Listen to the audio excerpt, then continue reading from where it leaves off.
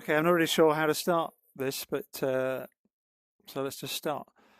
What are we doing here? We are doing, well, here I am in my garage, and I've got here the CAD data for the Chris Cosentino's Hypermono race bike, which is he's basically built the entire thing here from scratch. So let's change the light source a little bit so it's a bit easier to see.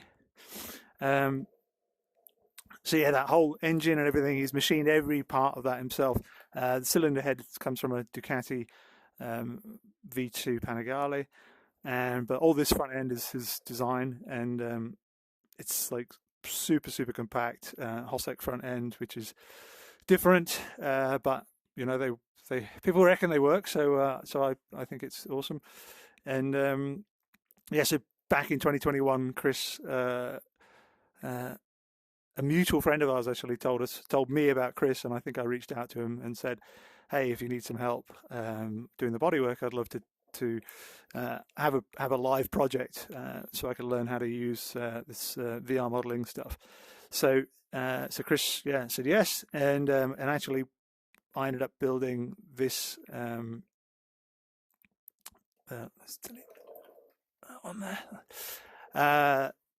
Building this version of the bodywork. So this is Hypermono as it was. Let me just, I've got these yellow lines across here are where my center of my eye is. So when I'm standing, that it means that the bike is at the right height. So you see I can just bring it back down to the right height. And then I get the sense of it actually where it will be in front of me. So it's just a bit small in here. Well, I can't really I can put the bike actually wherever I want, but then it looks like it's crashing into other things. Everything's quite, decimated. It's all triangles and really large triangles.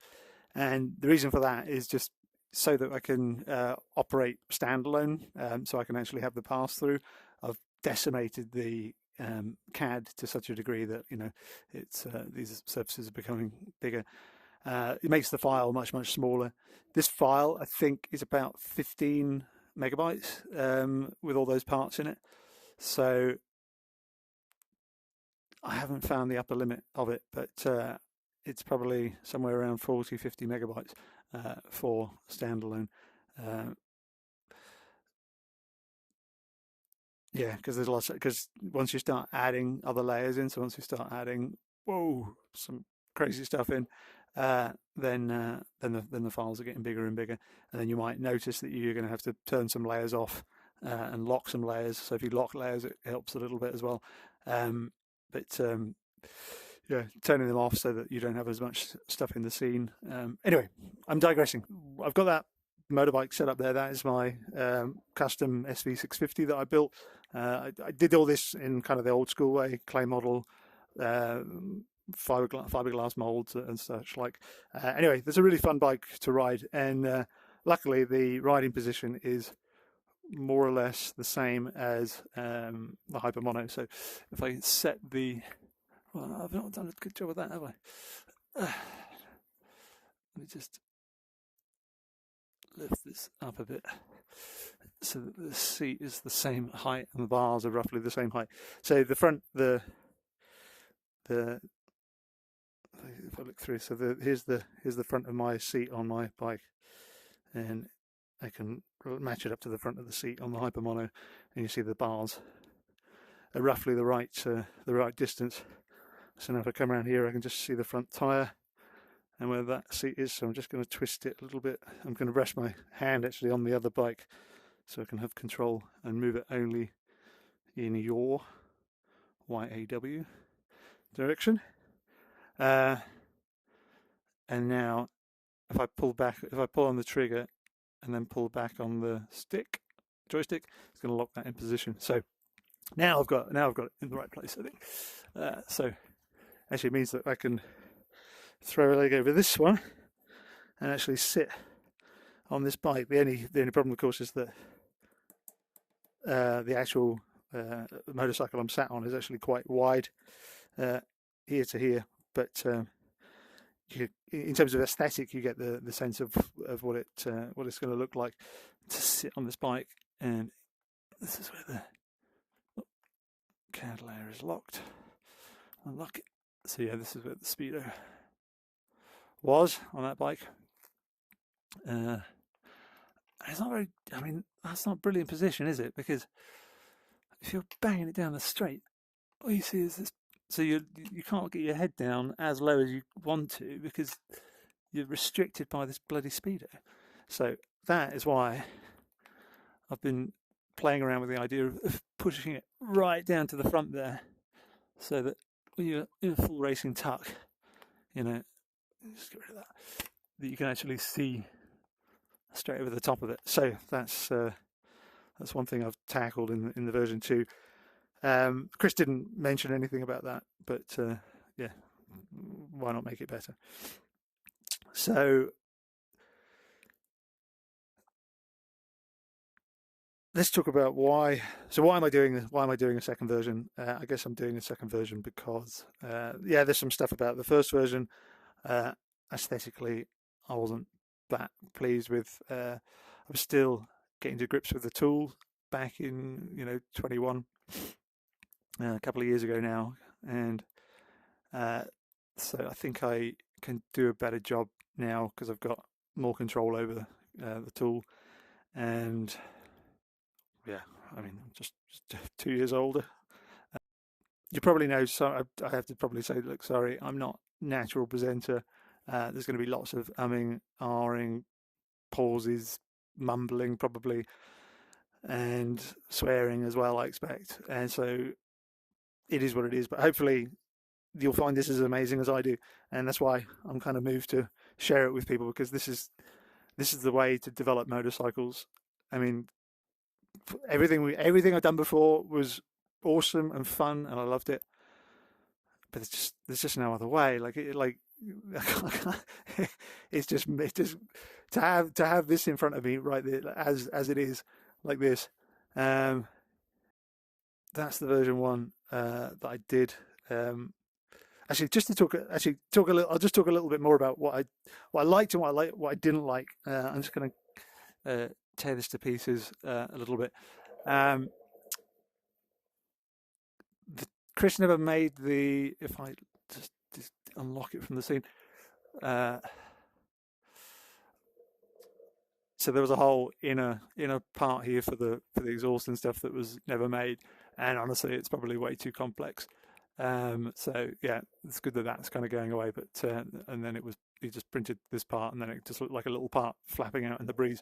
So that wasn't ideal. I feel like this is okay, but actually this needed to be pulled out wider in order to make it more effective. So that was something that we'd done, was just to pull this out. So that didn't look as clean. There's a wing here that may or may not do something. I feel like I fell prey to sticking a gimmick in there, which I regret. So I'm going to get rid of the wing. I mean, if Chris does the version 2 and decides that the wing actually worked, well, okay, awesome. Then I'll put it back in again. Then it's no longer a gimmick. But yeah, so I quite like the expression of the 2 air intakes, so I'm probably I'll keep that. There was an idea I'd had about like bleeding air through here that comes up into the cockpit here. Let's get a slightly more visible colour, so the air comes up through here into the cockpit to kind of, when you get this low pressure area in here. But I think actually with the front fender coming up here, so I'm going to actually duct the air up. So I'm going to actually make I think more of a panel on the front here, so this ducts the air up into this area anyway, so I don't need to start introducing these features on the front. I can try and keep it a bit cleaner. And I already mentioned about moving the speedometer out of this area here, so we're going to clean up this area right here. These kind of look a little bit weak. this inverted thing. Yeah, I was trying to do this like I-beam thing. I don't know. It sort of worked, sort of didn't work. Maybe it's okay. But yeah, the fuel tank looks like it's like dropping down at the back here. Like it's, like, I mean, it was intentional, but it was intentional to get this kind of shape here, this lozenge shape sticking out in that. But actually, you kind of see that it's probably in the wrong angle. That actually it would want to be kind of in this, I don't know, either somewhere halfway between these two. So that I didn't like. And I like the narrowness of the seat. I was thinking it was a bit narrow, but now I see it here. I quite like it. I feel like we shouldn't have anything on this bike that needn't be here. So we shouldn't have anything on this bike that needn't be here. Yeah, that's right. So make this as narrow as possible to give you as much room to move around the bike as possible when your feet are on the pegs. There wasn't really any ergonomic criticism. In fact, Chris said it was good ergonomically. And I've been looking at some of the shots that are available, and particularly this one here, I actually used to set up a rider, a mannequin on this. I'll show you that in a second. And it became apparent to me that this corner here it looks pretty sharp or uncomfortable. So I want to address that. Chris sent me this feedback, and he's got a section line through here, and so we've got a knee section line. So this is more or less what Chris is, where he's asked for it to run through, and he wants me to actually that become smoother through here and further in. So he wants to get rid of that brake, which makes sense. Spin that back around. And I don't really know what these are for. They're not really, it's just aesthetic something, which means it's extra weight for nothing, which, yeah,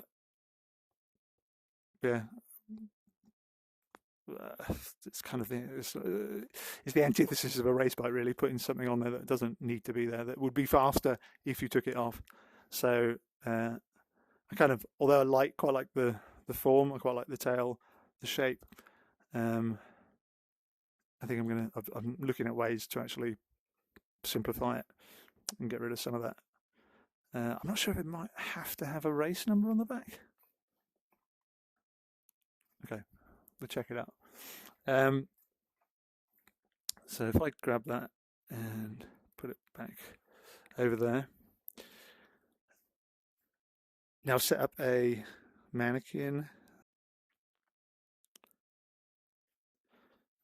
Oh, sometimes the problem with having a motorcycle here is sometimes you forget there's an actual motorcycle. That's the benefit of being able to walk through the bike, but you sometimes forget. So that is in our full racing tuck. Actually, I'm just going to move that off away from the bike so I don't make that same mistake again. And you see that we've now got, if I take away the version 1, put the section line in through here, and this is going to be the section that we really need for the good rider comfort. And I'll just turn it back on a sec and just quickly show you something else.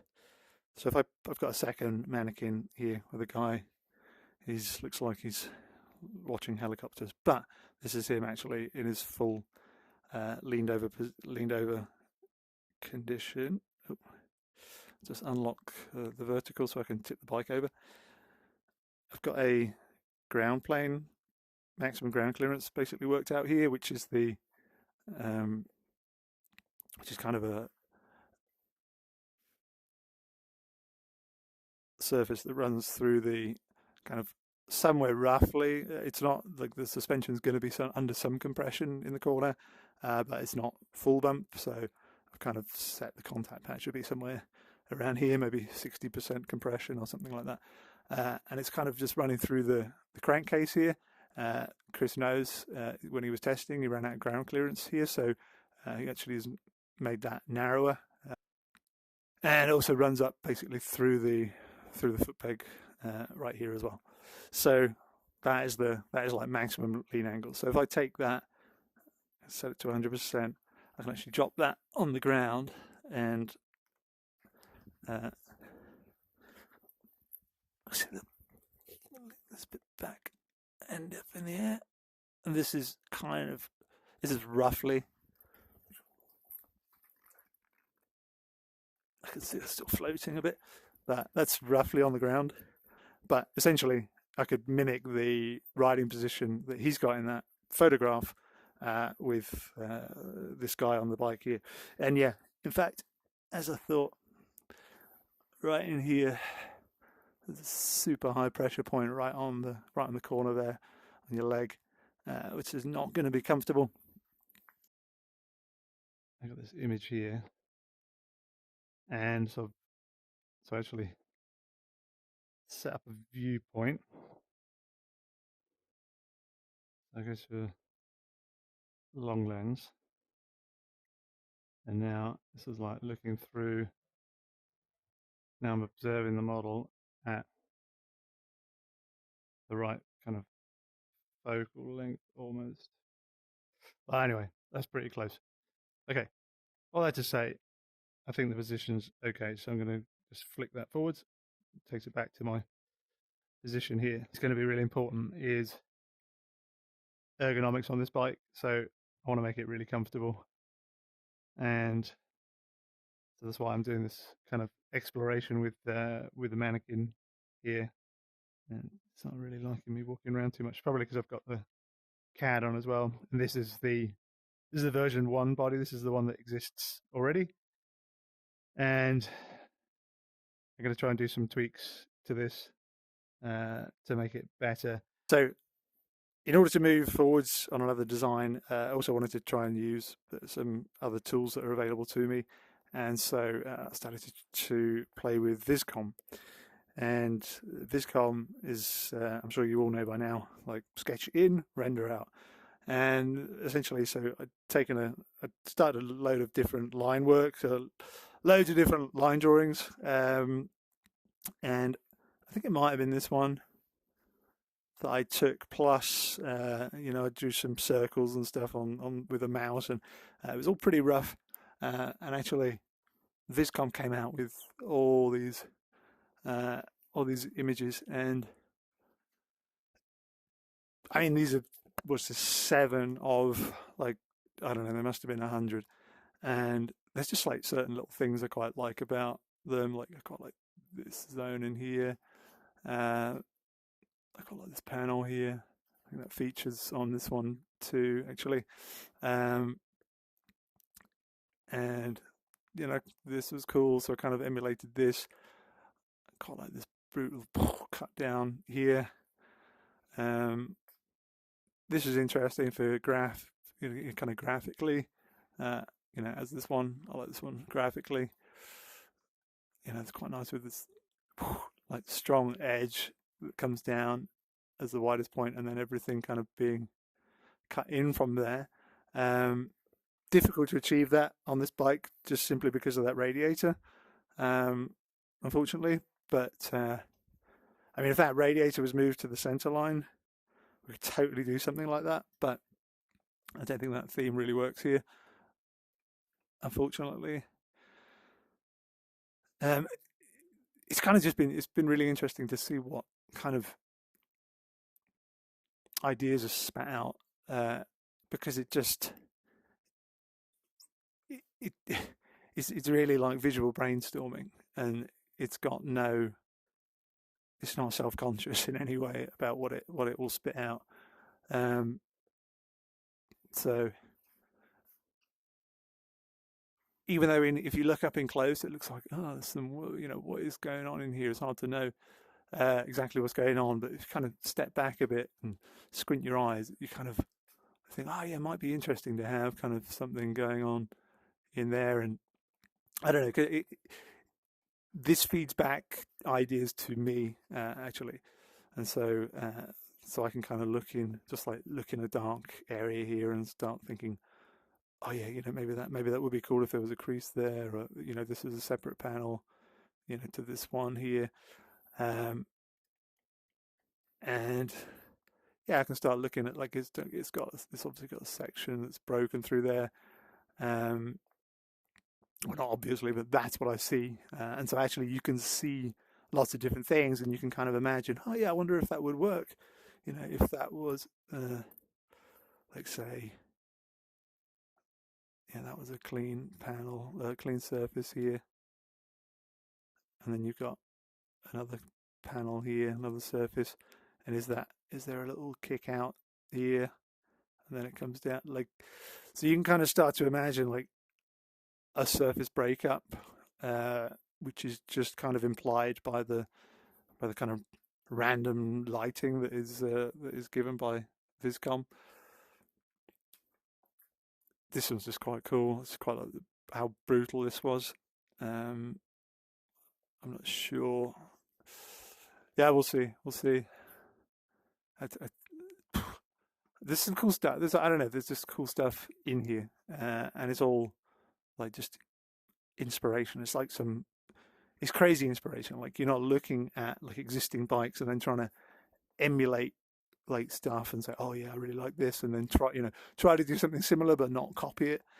This is like some stuff that's just like really not understandable exactly, and so it requires some interpretation, and in that interpretation I think we can come up with some good ideas. So these are the lines that I've thrown in based on taking various bits and pieces from these ideas, and obviously ideas of my own, and ideas that I had previous to doing the Vizcom. Like, I wanted to. I'm just going to change the colours here of this. So this is the bike that exists currently, and that's the version 1, and I need to turn that off, turn this on, and I'm going to do version 2. Now this is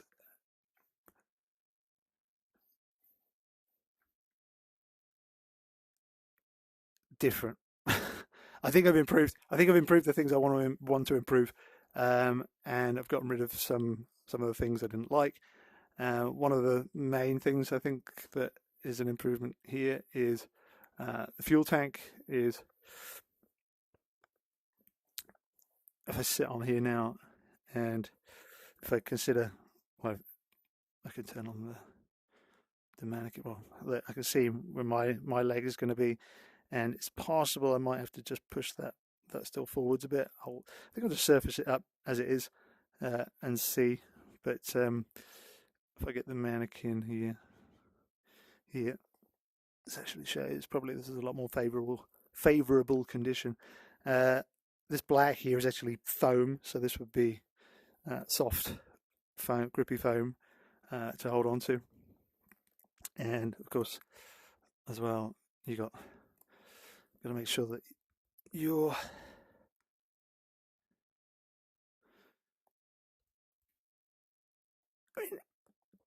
he could lean over more if he wanted to, get his head down and rest his arm on in this zone actually as well, so that's kind of why that's cut away like that.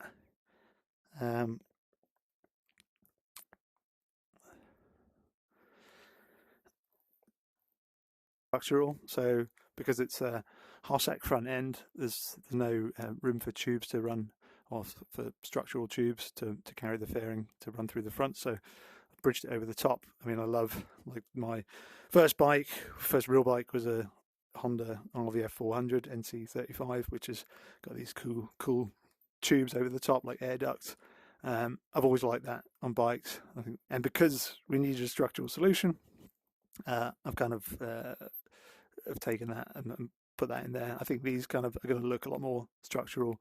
I'm not sure about this section here. Maybe this tapers too much. Maybe it doesn't taper enough. I don't know. Maybe that needs to get a bit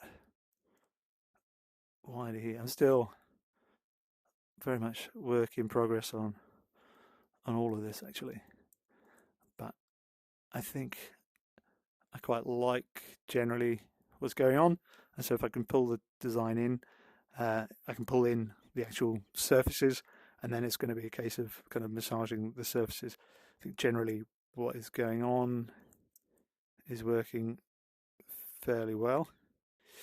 Let's see when I start surfacing it up. But basically, if I pull it in as it is, I can then tweak the surfaces quite easily, especially if I really just try to use the minimum amount of topology required to make this design. I think moving the speedo down there is a big benefit. Here I've got some kind of rider vision angles, and which means that if I put my eyes right here at the front, that's where the guy's eyes are, and where my eyes are when I'm in a full race down the straight, where I can see. So I guess I'm fully on the gas, so I can see. So the suspension will be unloaded at the front, and so I can see the speedometer fully, and I've got the full bump, which means full compression, full lock from the front suspension, and so that is not hitting our speedo. So we might have to give it a little bit more breathing room than that, but it should be okay. And so yes, so that light blue one there is the vision angle to the top, you see, of the suspension. What do you say? Suspension uprights. So the violet one is to like the contact patch on the floor where you want to be able to see in front of the bike. And so, oh, I know what the green one was. The green one was if we go to full compression of this, it moves to somewhere kind of like here, so that as in these the side arms come up, and then this part will be kind of existing around about here. So this is at full compression. So that green line kind of simulates what will be visible at full compression. And of course, at full compression, you can't see any of the screen. But whether you want to see whether you want to really be looking at the screen, if you're fully on the brakes, I'll have to figure that out with Chris. So I hate making videos, honestly. I'm not good at it. I will get better, I'm sure of it. But God, it's so frustrating doing stuff over and over again. So honestly, I'm just going to stop. I'm going to put it out there as I record it. I am what I am. Look, let's just talk about motorcycles.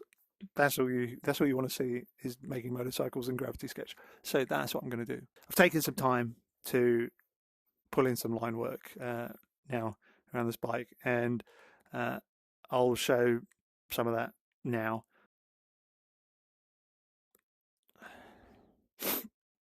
Sorry, as well, I'm sniffing a lot. I just had a surgery on my nose last week, and so I'm just kind of still dealing with that. Not to make me more beautiful, just to I had a deviated septum. You might be able to tell I'm in a hospital and doing this from my hospital bed, but it's all good, and it's awesome to be able to have my test driving the new Quest 3, which I just got, and not ideal to be trying to design a motorcycle in a hospital room, but it is what it is, and actually pretty cool to have the versatility to do that.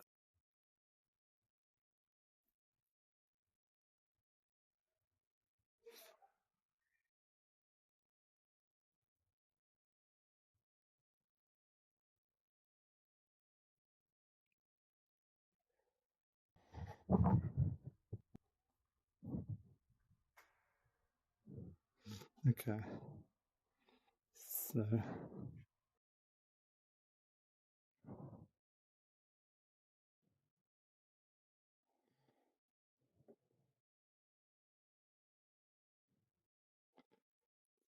slightly off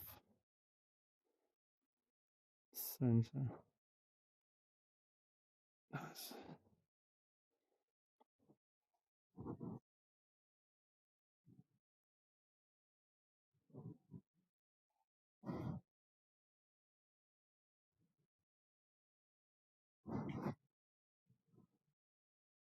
I'm not going to trace the whole thing here, but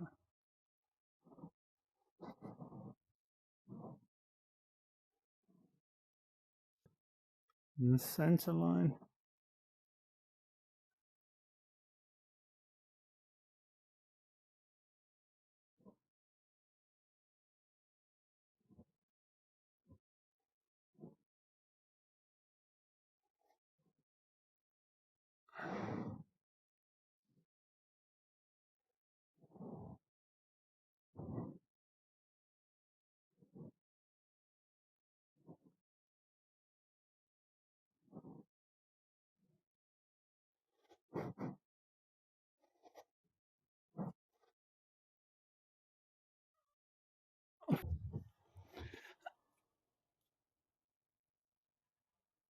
So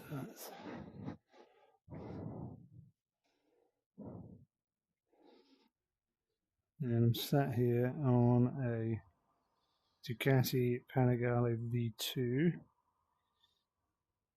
which is just about one of the most beautiful motorcycles in the world. Love it, absolutely love it. And it's narrower, it's a bit narrower than the V4.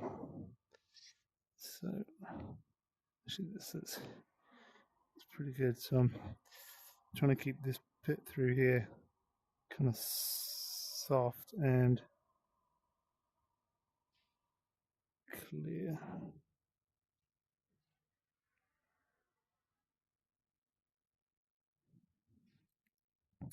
So when you're leaning over, this is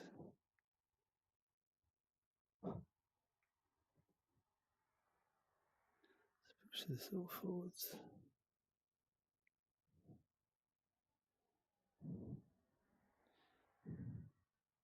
So we've got this nice surface our leg goes on.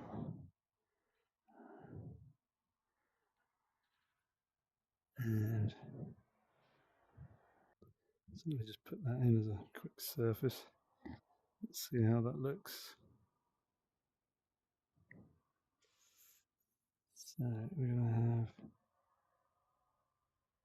1, 2, 3. Drop that down at the bottom there. And so we're going to have another one here.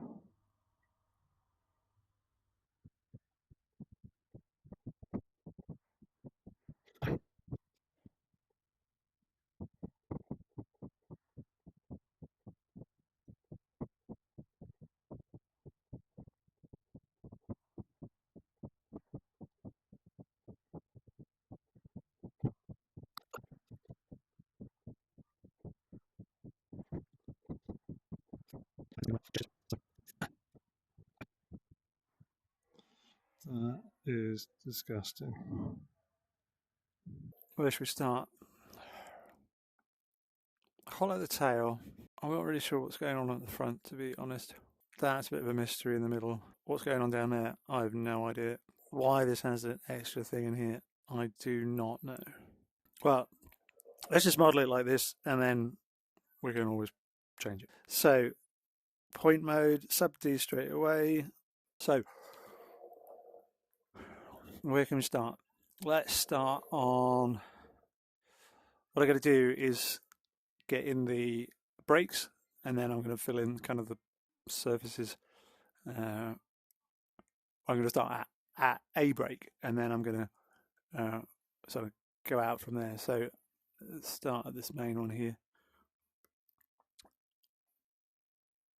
So that's the radius of the top one. I'm going to try and build it in like the least amount of topology possible.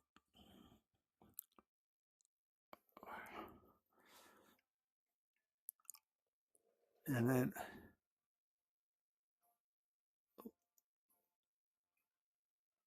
wait, it's subdued. It's okay.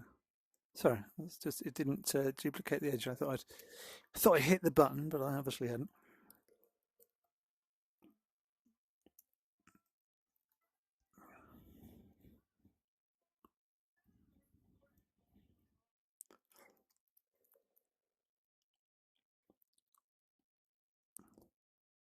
So I'm going to need more points for this corner, certainly, to get around that nicely. Because as soon as I turn on sub D, this is going to get very soft, too soft. But I will get there eventually.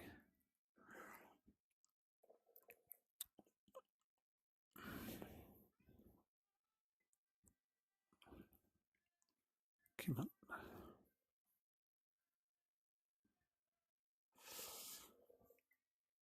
And then that's going to, there's a radius at the bottom end of that. And that radius runs to there. And it runs then down. Oh, actually, what did I do that? Oh, that blue line was actually saying, oh, maybe I'm going to make a hand hold area in there. And this is a little flick out. And because it is a little triangle, in reality, I actually am going to put a little triangle in there for now. I might change that later on, but typically things that are actually would have, that I would model it as a triangle, then, so basically what I'm doing here is I'm just laying out surfaces with transitions. This is the minimum amount of topology that I need to make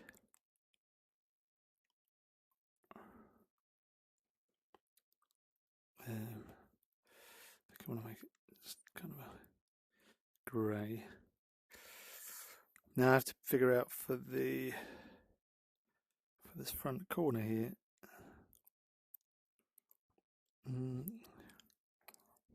What should the topology be? Where should the flow be?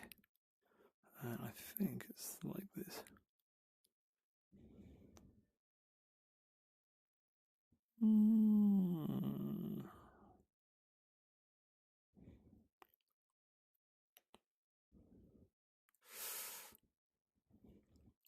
This is not yet my final answer.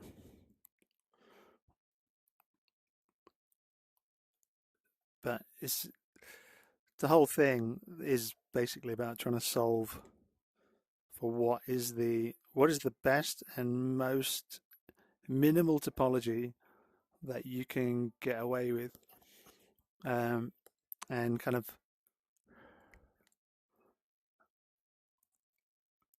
I guess arguably you could argue that through here you could actually probably use one face.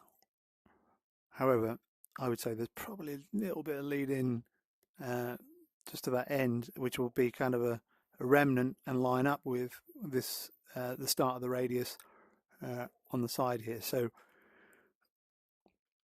we've got that topology that runs through all the way up there, and that this topology actually is really kind of analogous with our highlights. That isn't going to do that because so actually I can just delete that, and that is a quad at the end there. In fact, I'm going to delete that as well. Okay, I should have just done that right in the first place. I don't know why I didn't. But this thing's a journey. Making a model's a journey every time. It's just like a load of puzzles. But actually now I'm rethinking this. I don't think that's the right topology at all. I think that should come across here. And what I said about that being a bit of lead in was probably total rubbish. Well, it wasn't total rubbish, but I just want to think about how I want, what do I want that surface to be doing? Do I want it to come down and dive into here, or come and roll off that end? So when that happens, if you delete an edge and everything goes haywire, just undo it, and then it's because I don't really understand why it does it, but it's because that's right on an edge. So if I grab that and then select the whole edge and duplicate it, then I can delete that, and then I just go and select the whole edge again and delete it, and that's how I get around that problem. So I do think that still goes up there, and that is a quad. That's perfect. Okay.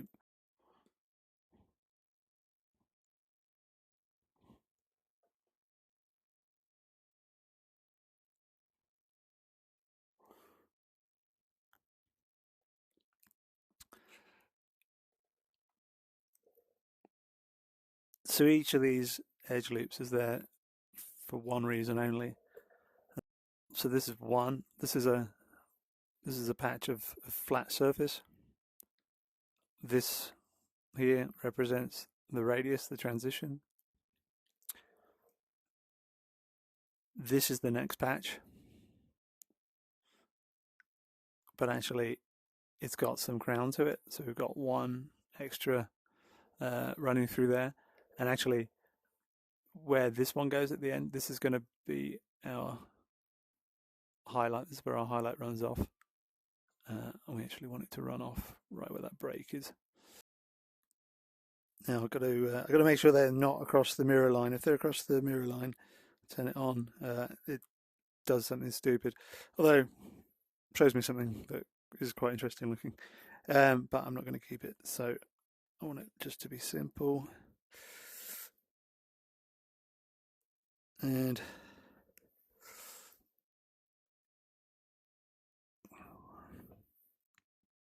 so I use Smart Loop, Smart Move quite a lot. Just gives me a bit more control. So I'm just pulling in this surface, like everything, but all these edge loops are following. Actually, I already worked out kind of where I want the brakes and which direction I want the brakes to go. And so if I just set up the sub D just to follow that, then we're going to be pretty close to what I intended.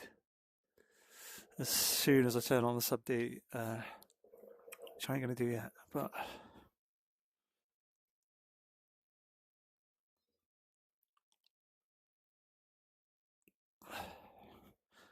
let's turn on.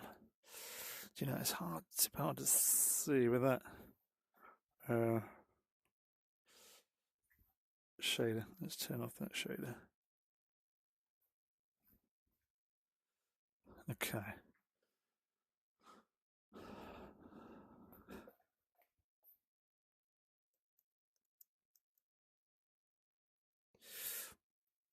So I want to make a tighter corner in here. So actually I've got to slide this along a bit. And I'm going to go with, I'll go with 4. Typically 4 is needed for a kind of a radius corner. 3 will give you kind of some acceleration, which maybe some acceleration here is okay. I don't know. I can always simplify it out later.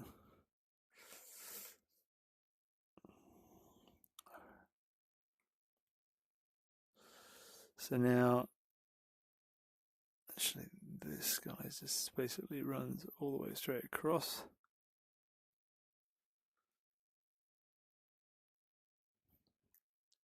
It's going to add the extra one there to tighten up that corner. Probably get rid of that big kink in it. Yeah, I think I'm going to get rid of those so that there's any break that happens here, not here. Go.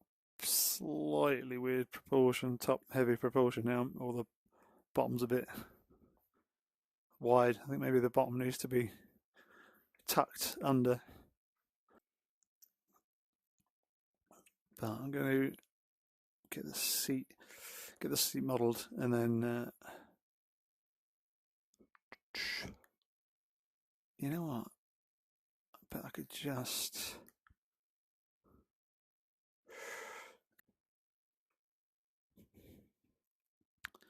we'll do it. Sharpen up the corner, and so then we got our seat. Weird green colour. Let's make it mid-grey, and we'll make it clay. Maybe make it a bit darker than that. Oh, I've moved that. Have I moved the seat? Okay, no, sorry, I trimmed it back there. Got confused. In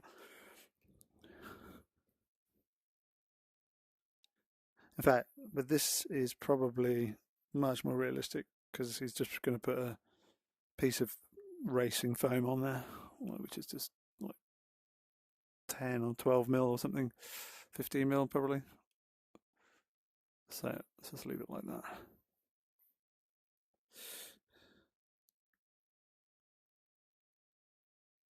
Let's pull it back a bit from the edge.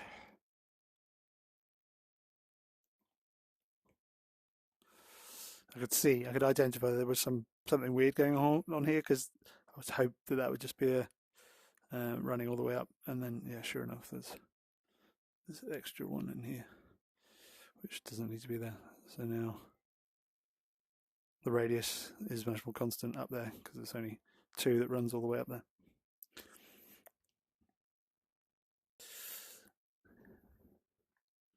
So I think this is a bit too top heavy.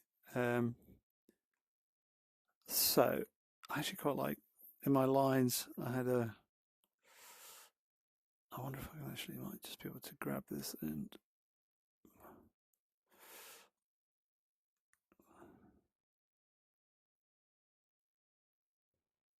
I think it's alright. I think that works pretty well.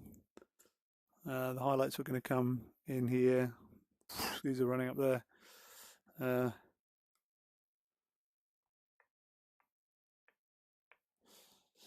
Well, when I convinced Chris to put the radiator under the seat, maybe they'll need some thing like that. I don't know. But I tell you what, probably that wants to go further under. Or maybe I can do it with that surface there. Right, maybe let me pull another surface in.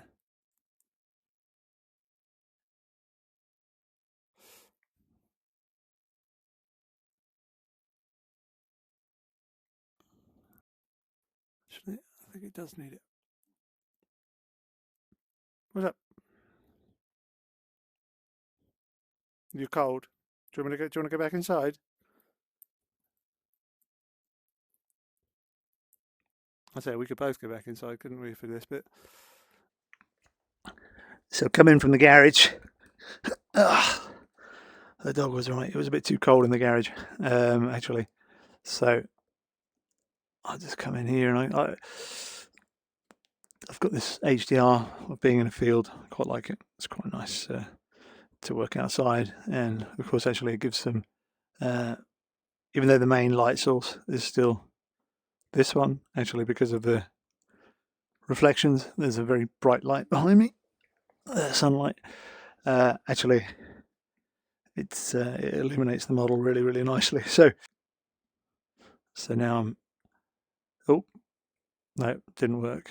So now I'm back tethered to my computer. It's not struggling to render the sub D. So I thought that might work, that topology, but you can see it doesn't. That starts to run down really badly. So I'm just going to go back to what I had before, which was okay. So I'll tweak it later if I need to.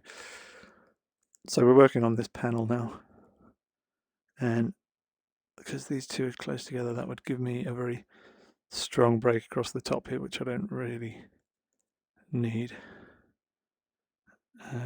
But I do want the highlight to run all the way to the end, rather than kind of running around the corner. So I'm actually just going to run that straight off the end. This one here that is more or less the peak of that break. I'm going to run all the way down to the bottom.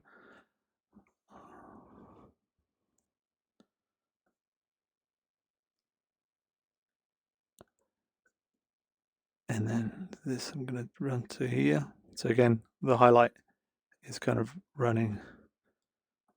These edge loops are running where our highlights run.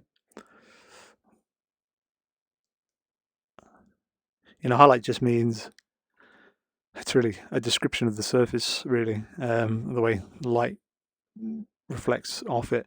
But I think when people talk about highlights, normally they're really talking about where the grain of the surface, more or less. So the kind of direction that the direction of the flow. So as in where you've got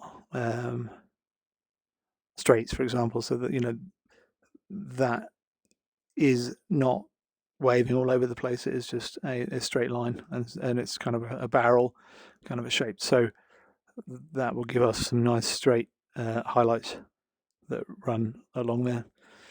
I think probably though I actually want a flat one surface from here to here. So actually I'm going to delete this out because it's not giving me what I want. Well, actually that then means that really I need to also have a clean surface here too.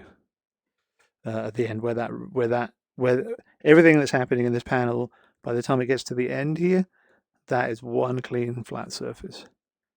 So I've washed out that by the end.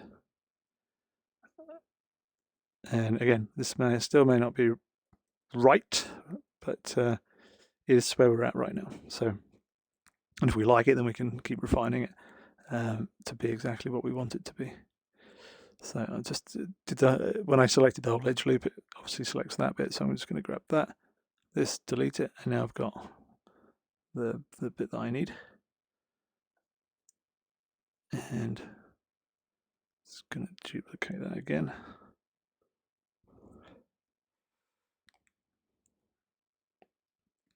So let's start off here. So we're just going to go straight up the middle here, and then we've got one break around the corner, and then this breaks down here. This is breaking up here, and this is going along here. So we'll just try and do this in the least amount of topology possible, just to get the real like basic building blocks in, and then we can finesse it later. But the more basic I can build it, the less points I have to move in order to edit it. So I can already see that that's weird. Look, that's going to twist. So I'm going to have to sort that out.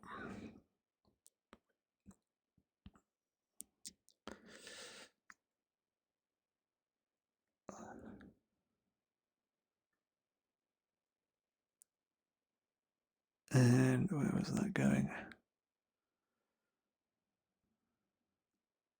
So this one goes all the way to the bottom here.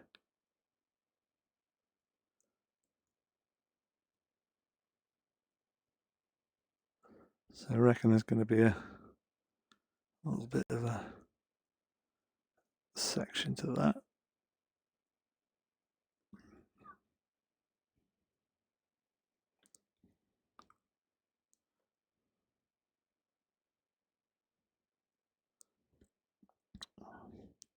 So I've added that. I don't need to add that yet. So I just need to get the basic surface in. That's all I need. And then later, once I want to start adding some section through here, that section will translate all the way up through here anyway. So the line will be running up there. So let me try to keep it as basic as possible.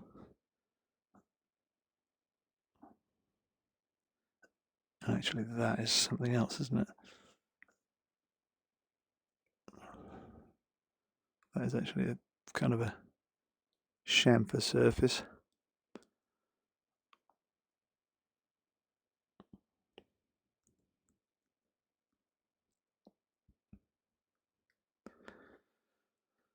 Now there's going to be this patch here, which is, I wonder if it breaks in the middle.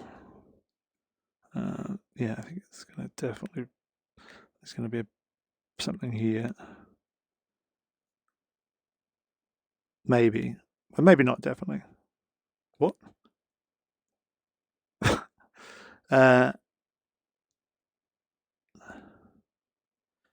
Yeah, not definitely.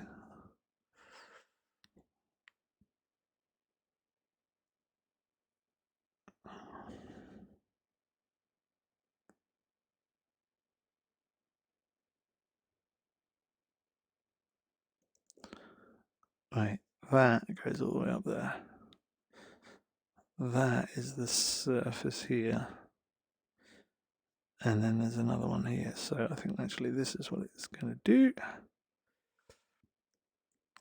So then we got highlights running. It's definitely running straight along there. We'll have to iron this out to make sure that these aren't got some weird twist in them.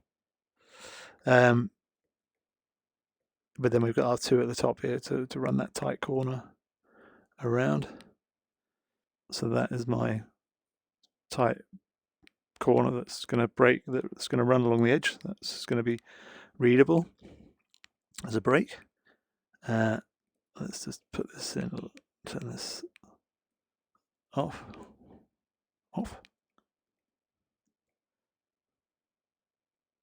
Make it a bit lighter so I can see it.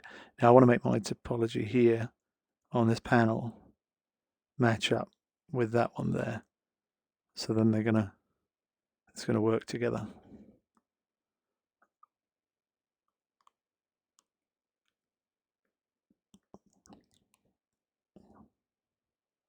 And so one panel flows into the next, so the flow of the surfaces from one panel flows into the next one exactly without any weird jarring, changing direction, some weird highlights going on. So yeah, highlights looks like it's to do with flow of light and dark on a model. But probably if you're watching this, you're a modeler already, or you've already done some modeling, so you probably understand a bit. I'd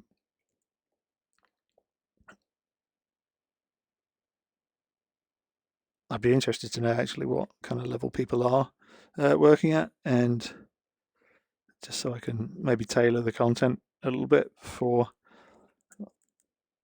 people who are watching this. I mean, well done if you've made it this far. Tremendous. I'm delighted if there is anyone. So now we've got this panel there up to there so far. So let's just fill in the middle piece.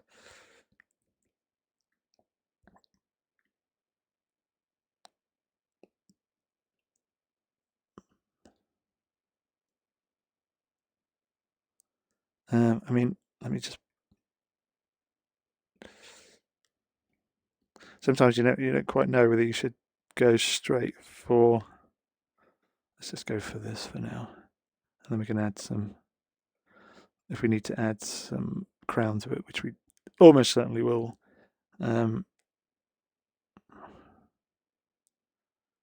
Yeah, see, I actually already have done the wrong thing, I think. Let me just go back. Now, I actually want to do this, don't I?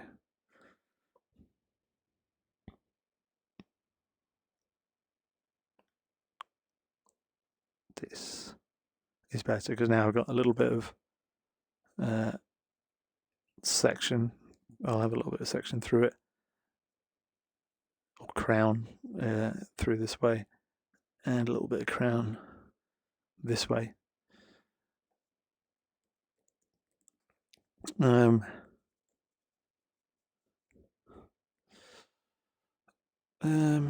Okay, something's happening. This is the great thing about this, though, is you can just try anything, and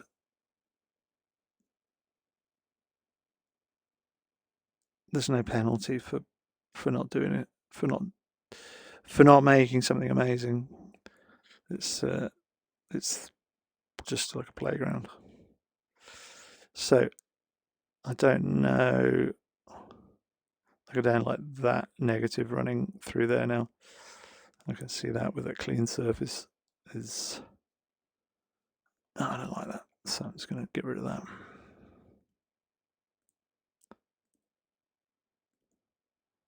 So I can just kind of come back to like, okay, I know that has to be a clean panel, and I know that this one has to also be kind of a clean transition through there. And so I can actually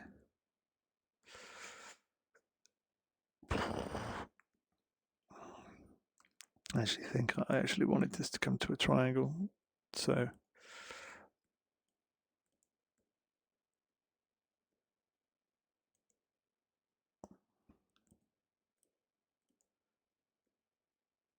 and I could do this.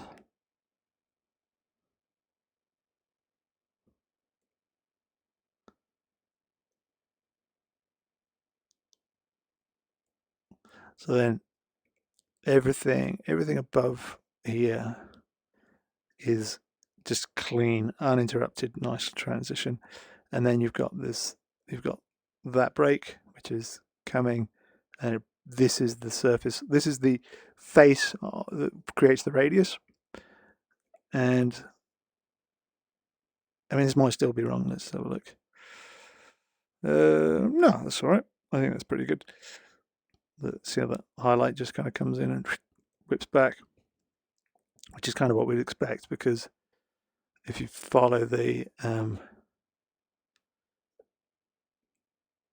well, actually, what we're kind of seeing here is that this is kind of going up there, and this one is kind of coming down here, and that kind of layout seems to work. So it's going to make this even straighter so that it even controls it even better. Kind of when you turn off the subdivision, it all starts to kind of make sense where actually the flow of the surfaces is going, and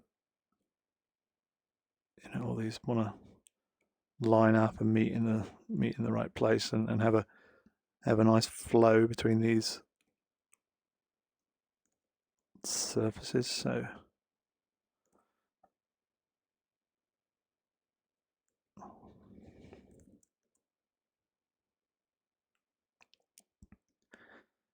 it seems almost a little bit counterintuitive to be controlling the design by coming in and massaging surface, like massaging the design based on the topology.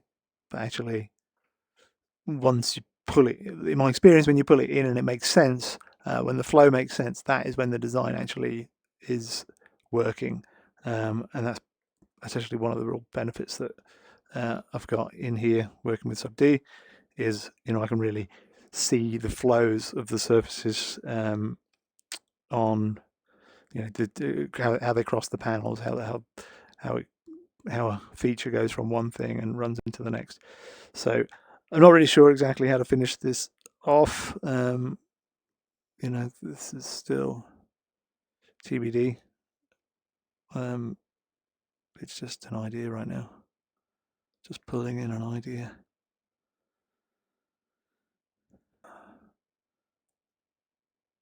Nice pink.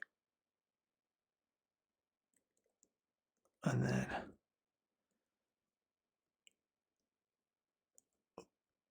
we're not sub D yet. There we are. Even though I'm sure I've got sub D toggled on in that brush. Now I'm not, I don't know.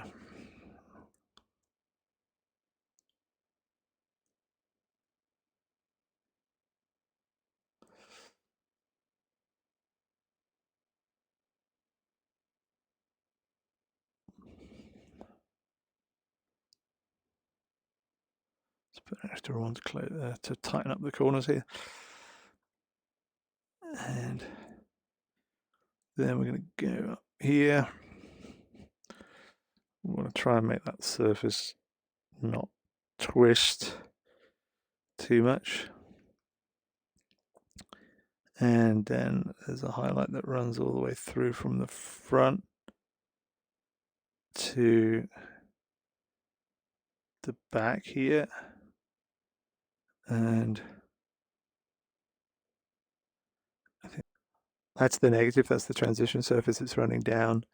And okay, I'll push it in at the back here. That's kind of cool. It kind of wraps, but then it actually wraps around and becomes the undersurface. Now it would come down and it would become this brake surface. So I know that my topology here is wrong.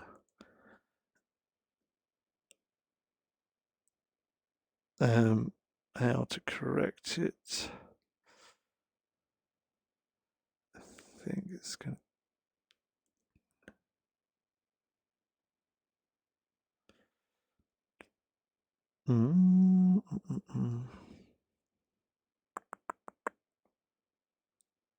Maybe that's a triangle underneath because it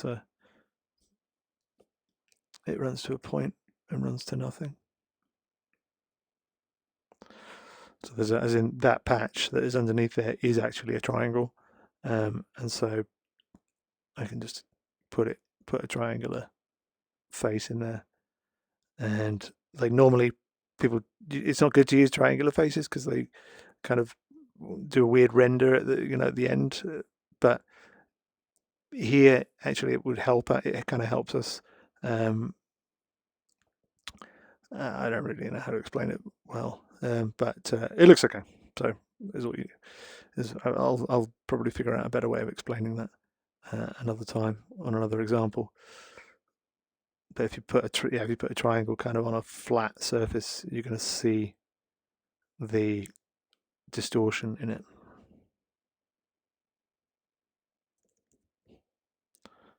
So that's running out to 0. That's a negative, and that negative is what actually gives us this shape right here on the end. And so then I'm going to go up from here to here.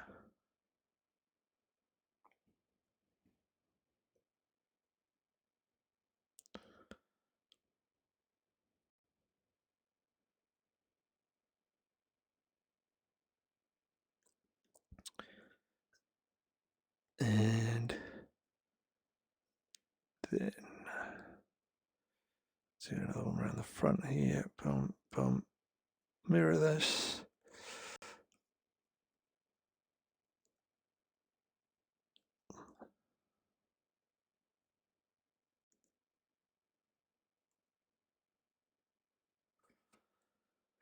And then I'm going to extrude this up to make that transition. Now,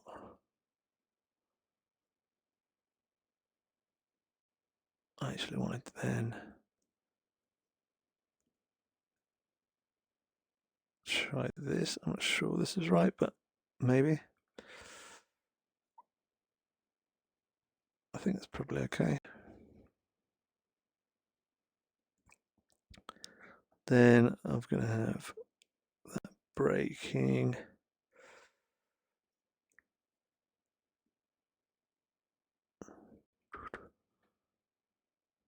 So probably need one more here. And that's going to help because it's going to just give us a bit of plan view along the front edge as well. And I don't really think this line is in quite the right place. It looks a bit weird, doesn't it? And then this runs all the way around the front.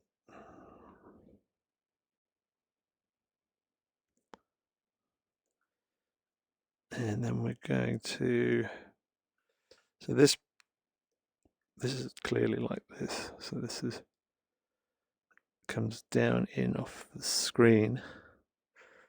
But then we're going to have to, there's like a load of different topology possibilities that we can try. Well, not a load, there are different topologies that we could try that will result in slightly different surfaces. So let's go all the way up to the top with that one. Probably going to want to match these guys more or less, and I'm going to spread them out a bit more evenly. And so this is our,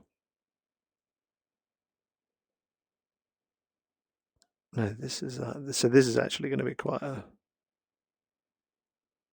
tight feature that comes. Oh no, it's not. I softened those blue lines. I softened them off a bit. So let's just say it's soft-ish, but I think it's going to want to be sharper. Just to, yeah, fuck it, let's make it sharp. And then when it gets down here, like the question is, where does that sharp break go to? And actually, probably what it does is it probably comes down and then whips back around. That's what I was trying to do with those lines. So we kind of have to figure out a topology that whips back around. And so often it's this.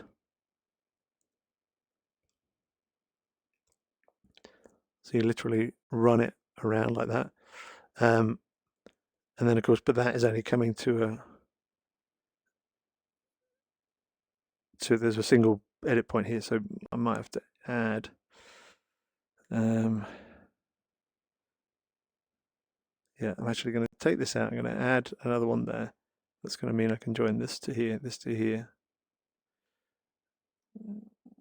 Build that surface back in. And now that sharper edge is actually going to wash out as it kind of comes to the front here. I'm actually going to kind of spread these out because in this surface, I don't really expect to have a large bias top or bottom. So I'm going to spread the edge loops out fairly evenly.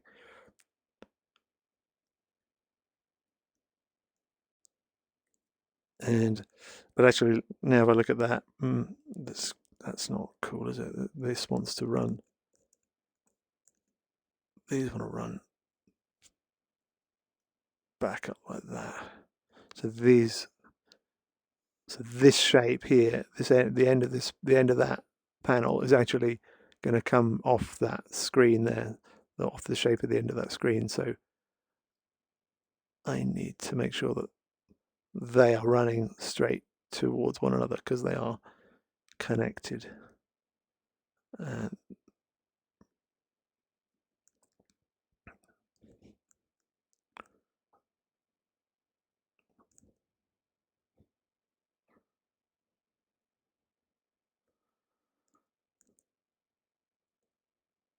So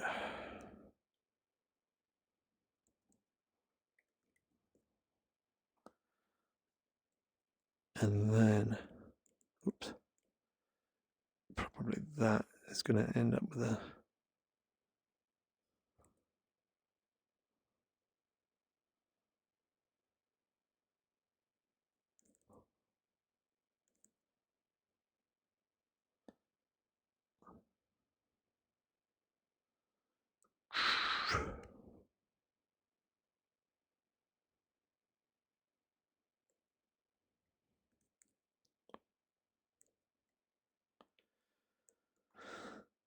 I think so, but let's try it. Let's fill in the blanks here. So that's the side surface coming back down to this transition. Side surface transition.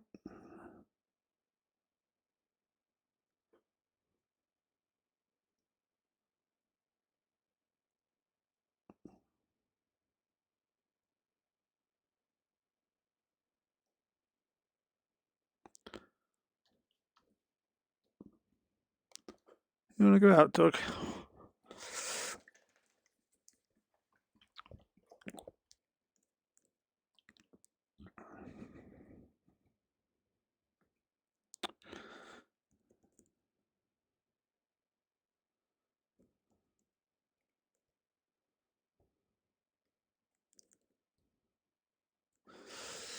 So I think that probably just about works.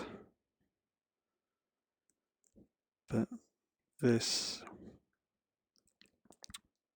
the way that surface comes in is not quite working. So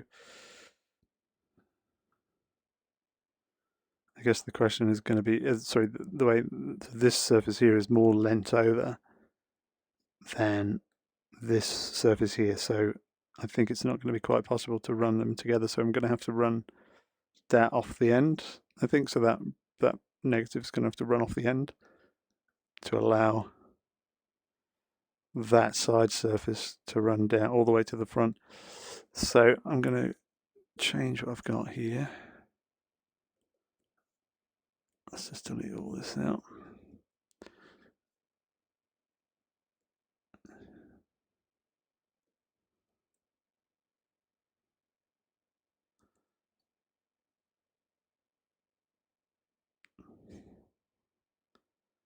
So I think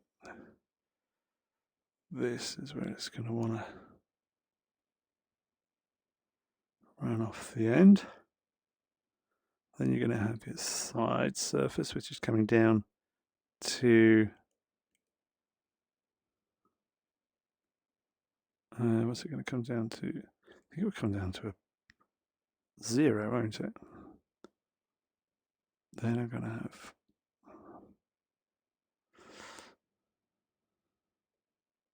what do I need this for?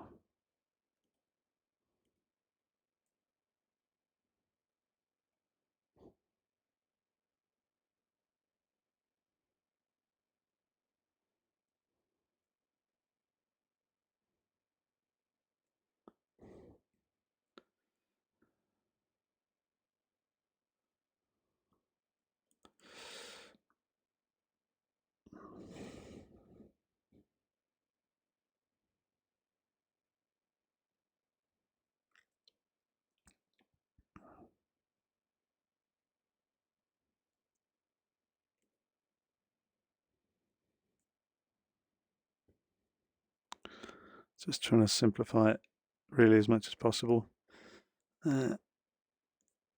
Just to make it so we can evaluate the design as simply as possible. And we're not judging it on like weird bumps and stuff. We can make the surfaces as pure as possible. Okay, so that's that panel done. Well, not done, but to a point.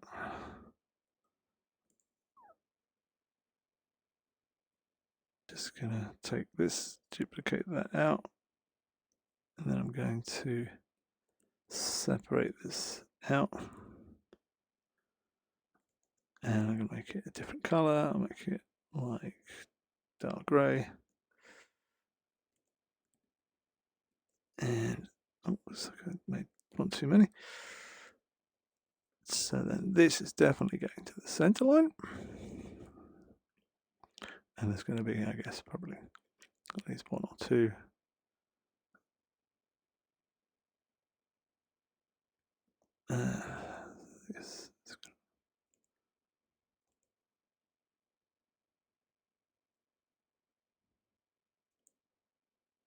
That's not working.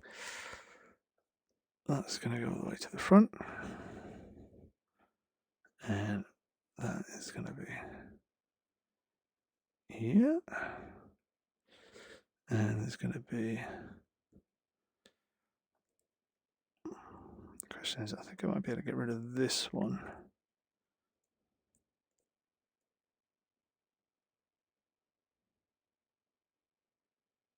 Just reduce the topology slightly.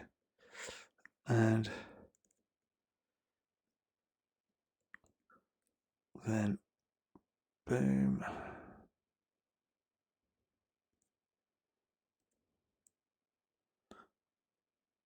Boom.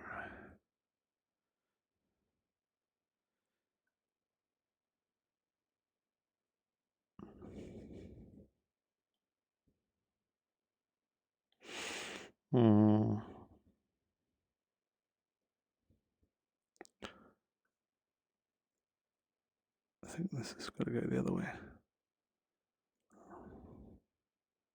What? What?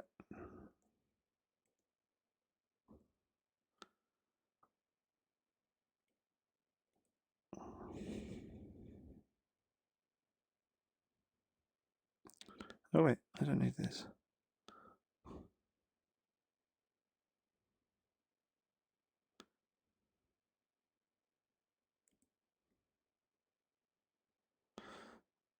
Right, got there in the end.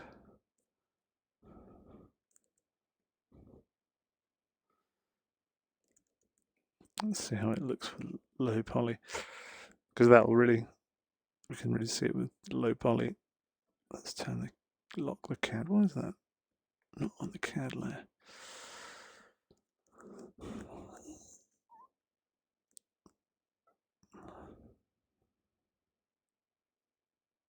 So following these lines up, actually I want them to run nicely all the way. So I'll probably have to pull some of these.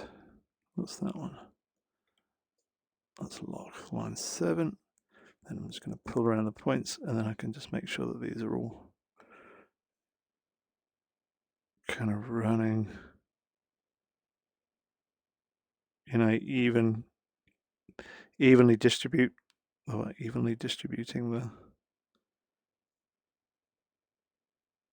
the lines, or rather distributing in a way that describes the curvature that we want. So, you know, if we want to tighten up the curvature, we're going to move those lines closer together. If we want kind of an even curvature, then we're going to have them evenly spaced.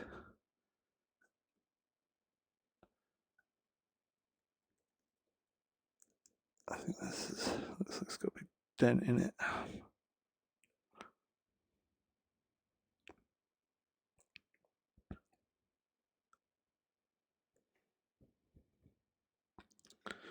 See, do I want that, or do I want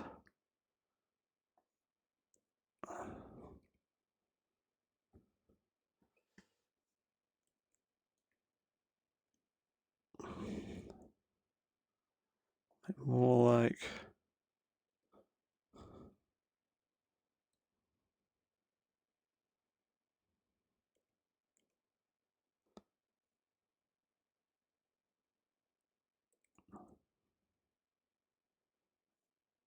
this? And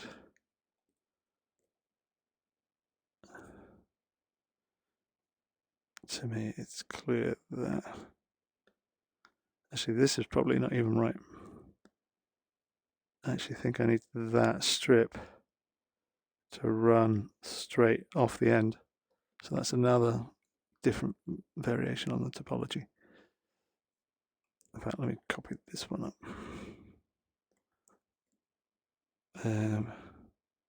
So let me copy a fixed amount, as in, so I can move it back down if I want. So I'll move it to 500. And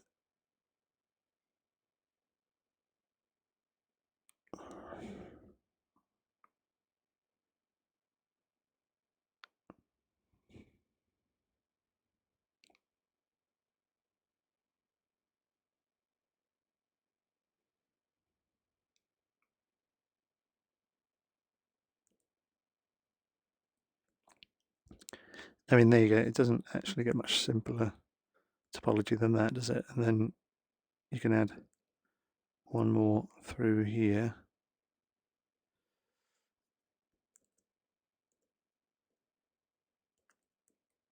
Which means which tightens up this corner here. So there's a couple of different ways of, let's see if I put that on.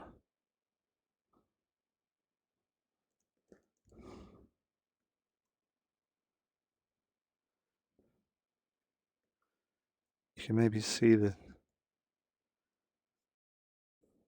the battery's low. Whereas, so these highlights are going to run this way. They will once they're kind of massaged into place. Whereas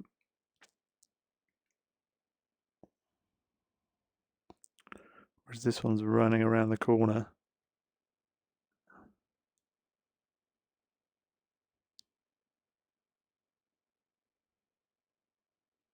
Do you know what? I think the original one I had is fine.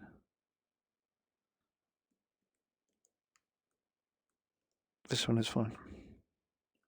Sometimes it's good to just play around with different solutions, just to get your sanity check on the solution you've kind of settled on. Now we're going to get into this thing. This should be relatively easy. It's going to go 1, 2, and then it's rotating around the corner here. I'll just run that off over there. So by looking at each edge of this ribbon, that's kind of describing each edge, but it's going to kind of where a highlight's going to run, basically. So I can already run a nice clean highlight down it, or I already know that a nice clean highlight is going to run down it. This is coming around the corner here, so we're going to go to here. Okay, that's weird that that's crossing over. I think that should probably come up over here. But we'll just figure out the proportions for now. I think this is too deep.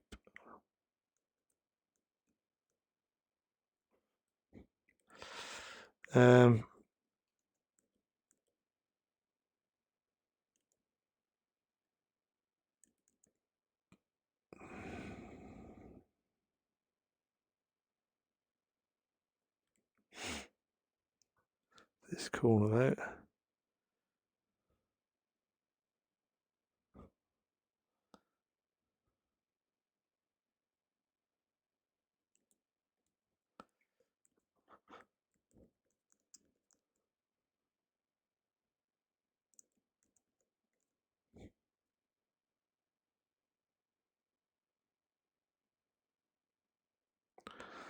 That's a bit better.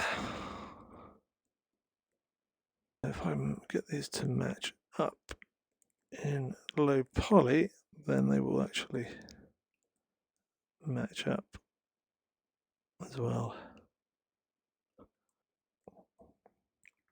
So I've just got to get these guys to flow nicely.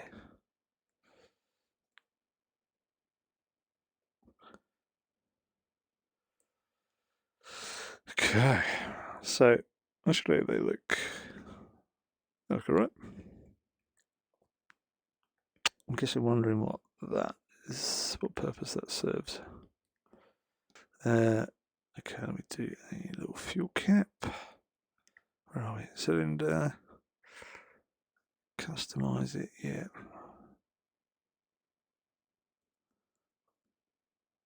Let's do 1, 2. Let's do 8. What's that? 8.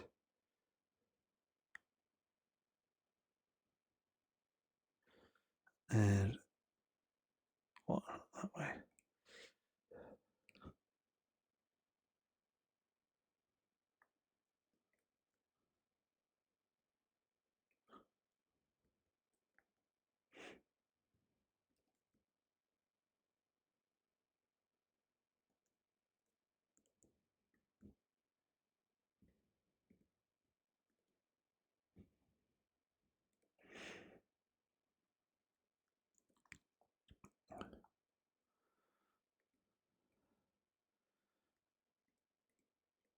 Let's see how wide that is. About 100 mils should be about right. 90, yeah, that'll do.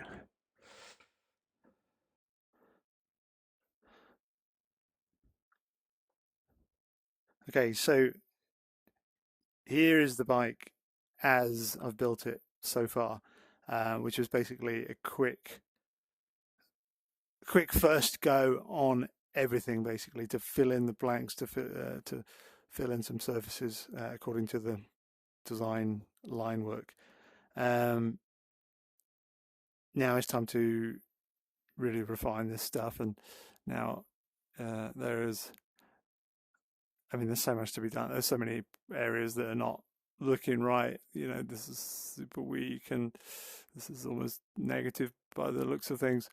Yeah, I've got a ton to do.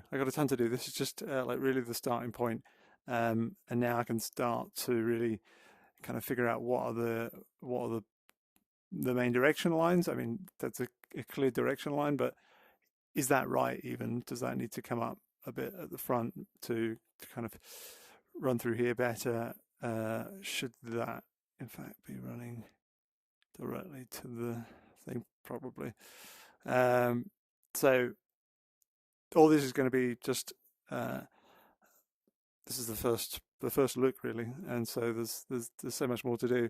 Like now I see this, and actually now I just kind of get the idea that I'm just gonna have this like cut this out. Like if something came through here and went just cut like that, and so I think I also want to make that tube. See if I can make that tube visible. Maybe it might work. And there's tons to do. But anyway, I hope that's been useful. If it's been useful, let me know, and I will make the next episode. I'm just going to keep accumulating footage of me working on this, and if people want to see it put together in these kind of longer form videos, then that's cool. Let me know. So other than that, thanks very much for watching, and hopefully see you next time.